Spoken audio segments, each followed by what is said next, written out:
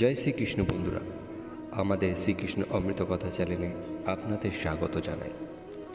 আজকে আমরা শ্রীকৃষ্ণ মুখে শুনব কী করে সম্পর্ক টিকিয়ে রাখতে হয়, সম্পর্ককে ভালো রাখতে হয়। এর জন্য দরকার একে অপরকে জানা বোঝার। তাই আজকে আমরা শ্রীকৃষ্ণ মুখেই শুনে নেব কী করে সম্পর্ককে দীর্ঘস্থায়ী রাখা যায়। আসুন তবে দেরি না করে আজকে শুনে ফেলি শ্রীকৃষ্ণ অমৃত কথা।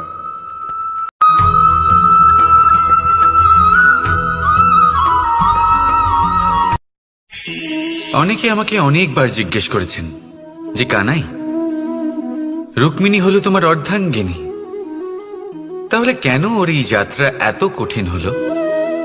কেন তোমার এই অগাধ অখণ্ড ভালোবাসা পাওয়ার জন্য ওকে এত কঠিন পরীক্ষার সম্মুখীন হতে হলো? আসুন আমি আপনাকে একটা কথা বোঝাই। অগাধ অখণ্ড ভালোবাসার এই পথ তা তো কঠিনই হবে। এবার এরকমই এক যাত্রা করতে হয়েছে রুক্মিণীকে, পরিশুদ্ধ ভালোবাসা বুঝতে পারার যাত্রা। এমন ভালোবাসা যা কিনা ক্রোধ, ভয়, মোহ, অধিকার, অহংকার, হিংসা এই সমস্ত বিকারের ঊর্ধ্বে। এবার এই যাত্রায় ওকে সাহায্য করবে রাধা। আর শুধু তাই নয়, আমি আপনাকে বলি, সংসারের প্রত্যেক নারী এই যাত্রা করে থাকেন। এবার যে নারী এই যাত্রার শেষ পর্যন্ত পৌঁছতে পারেন, তিনি এক উচ্চ স্তরে পৌঁছে যেতে পারেন, যেখানে তাকে বলা হয় অর্ধাঙ্গিনী। রাধা রাধা। সমস্যা। এবারে বলুন, সমস্যা কার জীবনে নেই? প্রত্যেকের জীবনে সমস্যা থাকেই। হ্যাঁ ঠিক আছে, জীবন আছে যখন, তখন সময়ের সাথে সমস্যাও আসবে। কিন্তু প্রত্যেক সমস্যাই কি সময়ই নিয়ে আসে? না, আপনি সমস্ত সমস্যার দায় সময়কে দিতে পারেন না। বেশিরভাগ সমস্যা তো এমন হয়ে থাকে যাদের আমরা নিজেরাই ডেকে আনি। হে সমস্যা, এসো, আমি তোমার জন্য অপেক্ষা করছি। কিভাবে? এবার এটা নির্ভর করছে আপনার হ্যাঁ বা না এর ওপরে। বেশিরভাগ সমস্যাই এই জন্য আসে যেহেতু আমরা বারবার হ্যাঁ বলতে থাকি, আর বেশিরভাগ সমস্যা এই জন্যই আসে যেহেতু আমরা সঠিক সময় না বলতে পারি না। সেই জন্য না ভেবেচিন্তে কোনো কথা বা কোনো প্রস্তাবের সমর্থন করলে তা আপনাকে খুব বড় বিপদে ফেলে দিতে পারে। সেইখানেই কখনো না না বলতে পারা তা আপনাকে তার থেকেও বড় বিপদে ফেলে দিতে পারে। তাই মনে রাখবেন এই অত্যন্ত জরুরি শিক্ষা, সব সময় খুব ভেবে চিন্তেই হ্যাঁ বলবেন আর দৃঢ়তার সাথে না বলবেন। আর বিশ্বাস করুন, আপনার জীবন অত্যন্ত সুখময় হয়ে যাবে। তাহলে আসুন আমার সাথে ভালোবেসে বলুন, রাধা রাধা। সাফল্য। সাফল্য এই পৃথিবীতে কে না পেতে চান? প্রত্যেক মানুষ চান যেন সাফল্য নিজে এসে তার কাছে ধরা দেয়। এবার সাফল্য তাদের কাছে এসে ধরা দেয় যারা নিজের পা ধরাতলে রেখে চলেন, যারা স্বপ্নের জগতে বিচরণ না করে বাস্তবের মাটিতে পা রেখে চলেন, এবং তাও দৃঢ়তার সাথে। সাফল্য তারা পান না যারা বাড়িতে বসে বসে শুধু স্বপ্ন দেখেন। সাফল্য নিজে থেকে তাদের কাছেই আসে যারা নিরন্তর চেষ্টা করেন, যারা পরিশ্রম করেন আর নিজের এই জীবনকে অন্যের কাছে সফল করে দেখান। তাহলে সিদ্ধান্ত হলো আপনার। সফল সবাই হতে চান, স্বপ্ন সবাই সার্থক করতে চান। স্বপ্ন তখনই সার্থক হয় যখন পরিশ্রম করবেন, আর সাফল্য তখনই আপনার সাথে থাকবে যতক্ষণ আপনি বিনম্র থাকবেন। তাহলে আসুন আমার সাথে ভালোবেসে বলুন, রাধা রাধা। বিবাহ। একজন নারীর জীবনে বিবাহের গুরুত্ব কতটা? আসুন আমরা কথা বলি রুক্মিণীকে নিয়ে। একজন নারী যিনি পবিত্র মানসিকতা নিয়ে কাউকে ভালোবেসেছেন, তাকে বিয়ে করতে চেয়েছেন। এবার বিয়ে মানে কাউকে পাওয়া, মানে কারোর হাত ধরে আগামী সমস্ত জীবন তার সাথে কাটিয়ে দেওয়া। এবার আমার হাত ধরে রুক্মিণী বিয়ের সুখ তো নিশ্চয়ই পেয়েছে, কিন্তু ওর এই প্রেমের যাত্রা এর অন্ত হলো না, বরং তা শুরু হলো। এবার রুক্মিণীর জীবনে সেই অধ্যায় শুরু হয়ে গেছে যেখানে ওকে সেই মানুষকে বুঝতে হবে যার হাত ধরে সমস্ত জীবন অতিবাহিত করার সিদ্ধান্ত নিয়েছে সে। এবার এরকম একটা সময় প্রত্যেকের জীবনে এসে থাকে, প্রত্যেকের মানে আপনারও। আপনার জীবনেও এমন এক সময় আসবে, তার জন্য তৈরি থাকুন। নিজের মনে যা যা বিকার আছে তা কোথাও ত্যাগ করে আসুন, আর পরিশুদ্ধ ভালোবাসা দিয়ে, পবিত্র মন দিয়ে নিজের জীবন সাথীকে বোঝার চেষ্টা করুন, কোনো আশা না রেখে। যদি এরকম করতে পারেন তবেই কঠিন পরীক্ষায় উত্তীর্ণ হবেন, নয়তো নয়। রাধা রাধা। অর্ধাঙ্গিনী। আপনার জীবনে অর্ধাঙ্গিনীর ভূমিকা কি হতে পারে? আপনি বলবেন সেরকমই যেমন আমার জীবনে রুক্মিণীর ভূমিকা। এটা সত্যি, কিন্তু এটাও সত্যি কথা যে আমার আর রুক্মিণীর এই সম্পর্ক তাকে আরো গভীর করার জন্য অত্যন্ত প্রয়োজনীয় হলো আমরা প্রথমে বন্ধু হই। একজন ভালো স্বামী বা স্ত্রী হবার প্রথম পদক্ষেপ বন্ধুত্ব, অর্থাৎ সখা প্রেম।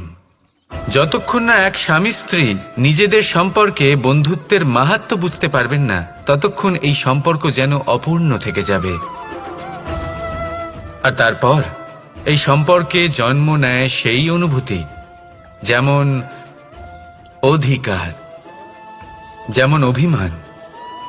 এই দুই ভাবনা যা এই সম্পর্ক ভাঙার প্রথম পদক্ষেপ হয়ে থাকে। সেই জন্য নিজের দাম্পত্য জীবনে অধিকার ফলানোর আগে নিজেকে জিজ্ঞাসা করুন, আপনি কি আপনার জীবনসঙ্গীর সব থেকে ভালো সখা হতে পেরেছেন? সম্পর্ক আরো উন্নত হবে। রাধা রাধা। কিছু মানুষ এরকম ভেবে থাকেন যে পরিশ্রম করার দরকারটাই বা কি? এই প্রকৃতি আমাদের সবকিছু দিয়েছে, জন্ম দিয়েছে, জীবন দিয়েছে। এই প্রকৃতিই আমাদের পালন পোষণও করে নেবে। এবার আপনি বলুন, কখনো দেখেছেন সিংহকে কারোর সেবা করতে? দেখেননি তো। কখনো আপনি দেখেছেন পাখিকে চাকরি করতে? দেখেননি তো। তাও নিশ্চয়ই তাদের পেট ভরে। চলুন, আপনার এই কথা আমি মেনে নিলাম। এবার আপনি আমার একটা কথার উত্তর দিন। আপনি কখনো দেখেছেন কোনো প্রাণী নিজে হেঁটে এসে সিংহের মুখে এসে বলছে যে আমাকে আপনি খেয়ে ফেলুন, আমাকে নিজের খাদ্য করে নিন, নিজের পেট ভরিয়ে ফেলুন? এরকম তো কখনোই হয় না। সিংহ নিজের খাবার বনেই পেয়ে যায়, কিন্তু শিকার তাকে নিজেকেই করতে হয়। যদি এটা না করে তাহলে সে অনাহারে মরে যাবে। যদি কথা বলা হয় পাখির, তাহলে বলি প্রকৃতি ওকে খাবার নিশ্চয়ই দিয়েছে, কিন্তু সেই খাবার খুঁজে নিতে হয় তাকে নিজেকেই। নিজেকে বাঁচিয়ে রাখার জন্য বাসা বানাতে হয় তাকে, যার জন্য অত্যন্ত পরিশ্রম করতে হয়। এই পরিশ্রম থেকে বিমুখ হবেন না, কারণ এই পরিশ্রমই অনেক দূর পর্যন্ত আপনার ভাগ্য বানাতে পারে। জীবনে সামনে এগোনোর জন্য আপনাকে পরিশ্রম করতেই হবে। তাহলে আসুন আমার সাথে ভালোবেসে বলুন, রাধা রাধা। লক্ষ্যে পৌঁছানো অত্যন্ত কঠিন হয়। কেউ ভাবেন যে কেন এত কঠিন হয়, কেন এত কষ্ট করতে হয় লক্ষ্যে পৌঁছানোর জন্য? এই লক্ষ্য সরলভাবে কেন আমার কাছে চলে আসে না? চলুন আপনাকে একটা কথা বলি, যদি আপনার লক্ষ্য কঠিন না হয় তাহলে তাকে পাওয়া আপনার পক্ষে অসম্ভব হয়ে উঠবে। লক্ষ্যে পৌঁছানোর এই রাস্তায় আপনি যে কড়া রোদের সম্মুখীন হন, যার থেকে আপনি দূরে পালাতে চান, সেই রোদ আপনাকে প্রেরণা যোগায় যে আপনি এগোতে থাকুন। ভাবুন একজন যাত্রী যে কিনা নিজের লক্ষ্যের দিকে যাচ্ছেন, সেই পথে উনি যদি একটু ছায়া পেয়ে যান আর উনি ওখানে বিশ্রাম নেন, তাহলে তার সাথে তার ভাগ্য গভীর নিদ্রায় সেখানে বিলীন হয়ে যায়। তাই এই পরিশ্রমের কড়া রোদের থেকে কখনো দূরে পালাবেন না। জীবনে শুধু সামনে এগোতে থাকুন দৃঢ়তার সাথে। আর লক্ষ্য সরল হোক, কঠিন হোক বা অত্যাধিক কঠিন হোক, একটা কথা মনে রাখবেন, যে জীবনের লক্ষ্যে পৌঁছতে পেরেছে সে লক্ষ্য প্রাপ্তির জন্য আফসোস কখনোই করে না। রাধা রাধা। যে কোনো বস্তুর বা প্রাণীর আকার, স্থিতি, পরিস্থিতি বা শক্তি দেখে আপনি কি তার ক্ষমতার অনুমান করতে পারবেন? কখনোই না। আসুন আমি আপনাকে উদাহরণ দিই একটা তলোয়ারের। সেই তলোয়ার যার দ্বারা আপনি অনেক বড় বড় যুদ্ধ জেতেন, বড় বড় রাজাদের পরাস্ত করতে পারেন। এবার আপনি যদি এই তলোয়ার কাউকে দেখিয়ে তার থেকে তার বস্ত্র ছিনিয়ে নেন, তাহলে দেখবেন যখন সেই বস্ত্র ছিঁড়ে যায় তখন একটা ছোট্ট সূচি চমৎকার করতে পারে। তখন এই তলোয়ার কোনো কাজে লাগবে না। সেইভাবেই একটা মাছ কখনো বনে গিয়ে শিকার করতে পারে না, আর সেইভাবেই সিংহ জলের রাজা হতে পারে না। প্রত্যেকের নিজের নিজের দুর্বলতা রয়েছে, প্রত্যেকের নিজের নিজের শক্তি রয়েছে। আর এই প্রকৃতি সবাইকে এইভাবেই বানিয়েছে যে প্রত্যেকের মধ্যে কোনো না কোনো বিশেষ গুণ অবশ্যই থাকে। তাই যদি আপনি নিজের মধ্যে বা অন্যদের মধ্যে শুধুই দোষ দেখতে পান, তাহলে একটু উপর থেকে দেখুন। সবার মধ্যে বিশেষ গুণ খুঁজে দেখতে শুরু করুন। আপনি বুঝবেন আপনি নিজেও কত বিশেষ আর অন্যরাও কত বিশেষ। আপনি বুঝবেন এই সংসার, এই প্রকৃতি হলো কতটা বিশেষ। তাহলে আসুন আমার সাথে ভালোবেসে বলুন, রাধা রাধা। জলরাশির সাথে আমার প্রেম চিরন্তনের। তা সে মথুরার যমুনা নদীই হোক বা দ্বারকার সমুদ্রই হোক। সমুদ্রের ধারে চলতে চলতে যখন সেই কোমল ঢেউ পা ছুঁয়ে যায়, আহা, ক্লান্তি যেন দূর হয়ে যায়। আমাদের মধ্যে একটা শক্তির জন্ম দেয়, মনকে উৎফুল্ল করে তোলে। সেই ঢেউয়ের বিষয় কি আপনারা কখনো ভেবেছেন? এই ঢেউই যখন তটে আসে, ছোট পাথরের সাথে ধাক্কা খেয়ে বিক্ষিপ্ত হয়ে যায়। আর এমন এক সময়ও আসে যখন এই ঢেউই এত ভয়ঙ্কর হয়ে ওঠে যে সবকিছু ধ্বংস করে দেয়, সবকিছু নষ্ট করে দেয়। এর একটা সারমর্ম রয়েছে, একটা অত্যন্ত গুরুত্বপূর্ণ শিক্ষা রয়েছে, যে কখনো কাউকে দুর্বল মনে করবেন না, কখনো না। কারণ এই দুর্বলতা যখন তার প্রকৃত শক্তির রূপ দেখায়, প্রবল বিনাশ সৃষ্টি করে। তাই কারোর বিনম্রতার, কারোর কোমলতার সর্বদা সম্মান করতে শিখুন। রাধা রাধা। লক্ষ্য, পথ আর সাফল্য, এই তিনটেই একে অপরের সাথে জড়িত। কিন্তু অনেকবার মানুষ এদের ঠিকভাবে বুঝতে পারেন না। তারা ভাবেন যে যেরকম লক্ষ্য হবে সেরকমই পথ হবে। সেই মতোই লক্ষ্য কঠিন হলে পথ কঠিন হবে, লক্ষ্য সরল হলে পথও সরল হবে। যদি আপনাকে আসল সত্যের সাথে অবগত করাই, তাহলে দেখবেন সবকিছুই এর উল্টো। লক্ষ্য নিজের পথ বানায় না, পথ সেটাই যেটা আপনি স্বয়ং নির্বাচন করে আপনি নিজে বানান।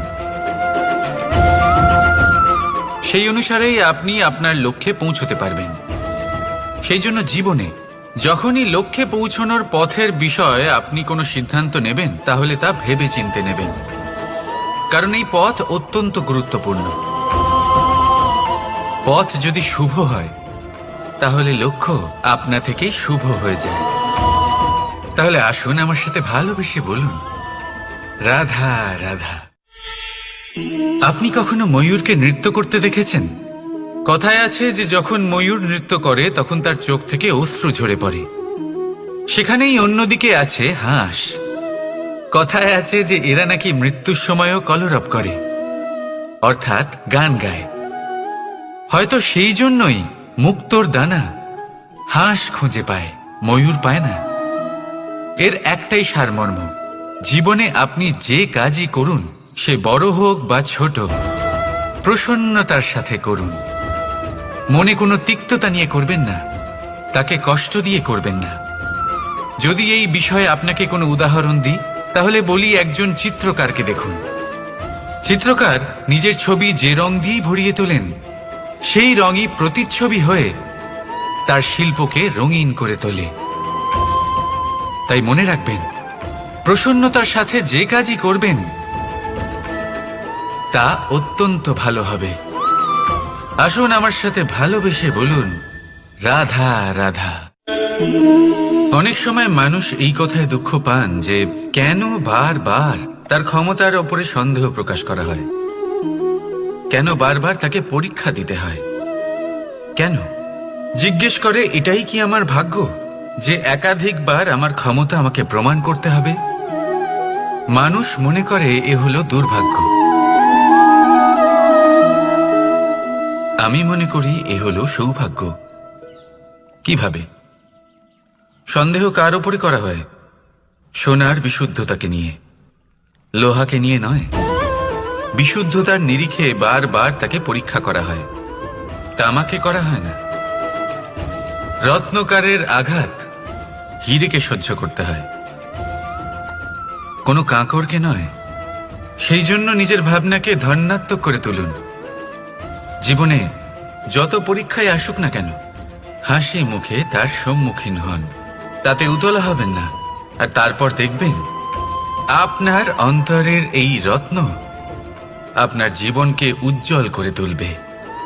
তাহলে আসুন আমার সাথে ভালোবেসে বলুন, রাধা রাধা।